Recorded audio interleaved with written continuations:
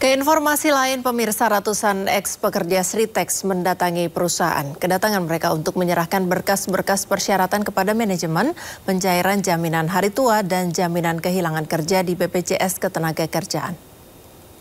PT Sritex, pabrik tekstil di Sukoharjo, resmi tutup beroperasi awal Maret ini, pasca diputuskan pilot oleh Pengadilan Niaga Semarang. Dampaknya, 8.475 karyawan terkena PHK massal. Pasca PHK, para ex-pekerja Sritex mendatangi pabrik. Mereka mengurus dan menyerahkan berkas-berkas persyaratan untuk pencairan JHT dan JKP di BPJS Ketenagakerjaan. Para ex-pekerja PT Sritex sendiri memilih beristirahat terlebih dahulu pasca terkena PHK massal. Mereka memilih fokus beribadah sembari mencari informasi lowongan kerja. Sebelumnya PT Sritex diputuskan pilot oleh Pengadilan Niaga Semarang 21 Oktober lalu. Putusan ini usai PT Indo Barat Rayon sebagai kreditor mengajukan permohonan pembatalan perdamaian.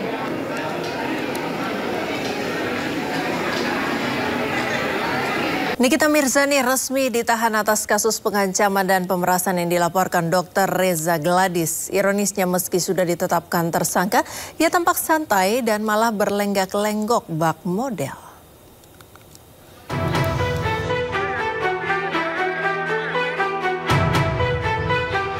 Mengenakan baju tahanan berwarna oranye sambil tersenyum, artis Nikita Mirzani berjalan santai hingga menyapa awak media saat dikiring penyidik Direktorat Reserse Cyber Polda Metro Jaya menuju mobil yang akan mengangkutnya ke rutan Mapolda Metro Jaya.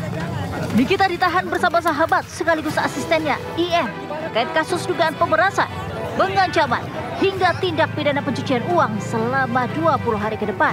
Ibu 3 anak yang kerap menuai kontroversi ini sebelumnya sudah 2 kali menjalani pemeriksaan sebagai tersangka dengan total 109 pertanyaan. Selain menahan Nikita Mirzani dan IM, polisi juga menyita barang bukti, diantaranya 9 buah dokumen, flash disk, handphone, dan hasil ekstraksi barang bukti disita.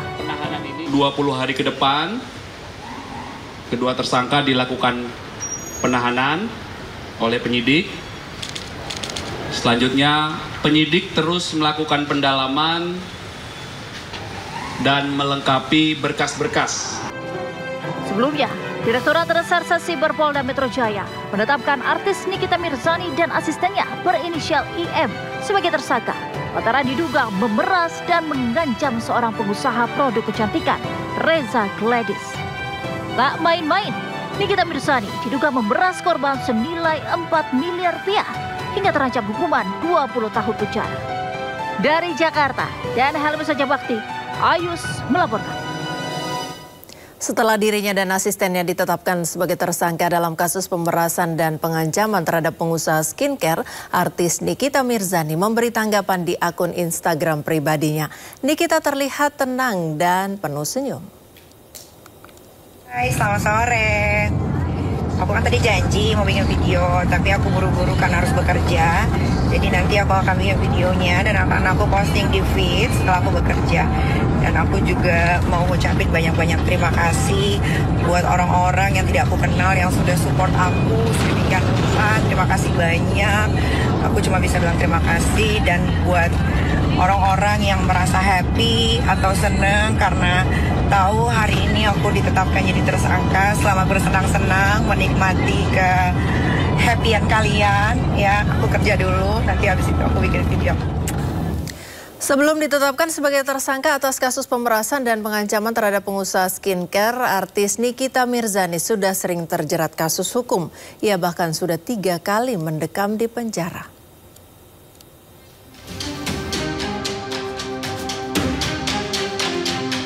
Pada Oktober 2012, Nikita Mirzani dijebloskan ke penjara sebagai tersangka kasus penganiayaan terhadap Olivia Beverly. Ia mendekam di penjara selama 5 bulan. Di tahun 2018, Nikita kembali mendekam di penjara dengan vonis hukuman 6 bulan atas kasus penganiayaan yang dilaporkan oleh Dipo Latif, mantan suaminya. Nikita juga pernah dilaporkan oleh pengacara kondang Elsa Syarif atas kasus pencemaran nama baik.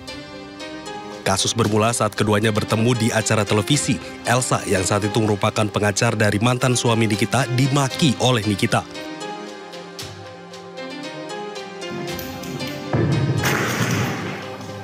Pada tahun 2022, Nikita kembali mendekam di penjara akibat kasus pencemaran nama baik dan pelanggaran UU ITE. Buntut kasus perseteruannya dengan Dito Mahendra.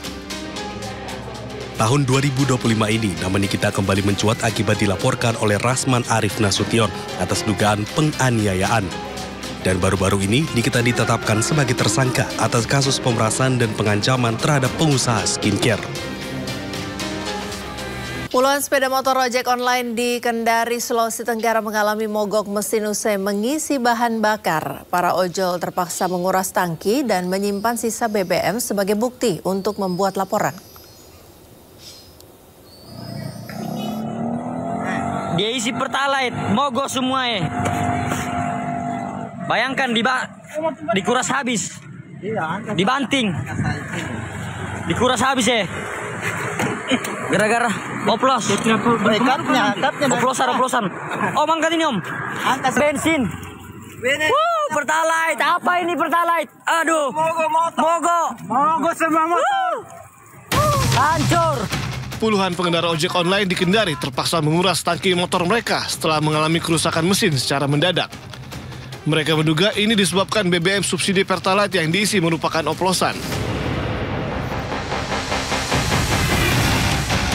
Awalnya motor mereka mendadak mogok tak lama setelah mengisi BBM di SPBU. Saat dikuras, BBM yang digunakan tercium bau menyengat yang tidak biasa. Kayaknya sudah dicampur ini. Yang kita lihat campurannya dicampur pakai apa itu? Saya tidak tahu apa campurannya. Tapi bau kan? Iya, yang jelas bau. Beda dengan sebelumnya. Ini baru kali ini kita rasa seperti ini? Baru kali ini. Biasanya tidak. Tapi mengisinya tetap di SPBU atau SPBU. Tidak pernah botolan. Para pengendara ojol mengaku rugi karena harus mengeluarkan biaya tambahan untuk memperbaiki motor mereka. Sisa BBM Pertalite yang diduga oplosan tersebut kemudian dijadikan barang bukti untuk membuat laporan ke polisi. Dari Kendari, Sulawesi Tenggara, Mukhtarudin, iNews melaporkan. Lembaga Minyak dan Gas Bumi atau Lemigas belum mengumumkan hasil uji laboratorium terhadap 3 sampel bahan bakar minyak. Sampel didapat saat Komisi 12 DPR menggelar sidak di sejumlah SPBU menyusul terungkapnya mega korupsi di PT Pertamina.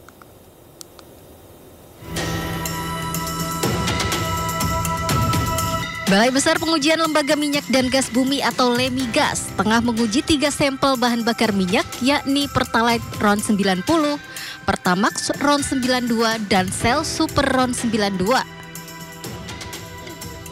Sampel diambil saat inspeksi mendadak ke sejumlah SPBU Pertamina dan Shell oleh Komisi 12 DPR serta perwakilan Lemigas.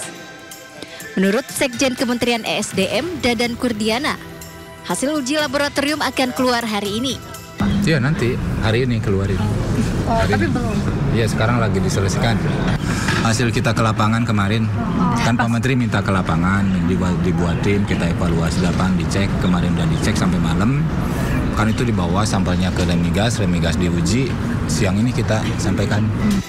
Lemigas menambahkan pihaknya rutin menggelar uji sampel BBM di laboratoriumnya. Uji sampel kali ini dilakukan menyusul pengungkapan mega korupsi tata kelola minyak mentah dan produk kilang di PT Pertamina, di mana ada dugaan pengoplosan Pertamax dengan Pertalite yang merugikan negara hingga 193 triliun rupiah. Sementara Pertamina membantah adanya pengoplosan Pertamax. Dari Jakarta, Ade Firmansyah, iNews melaporkan.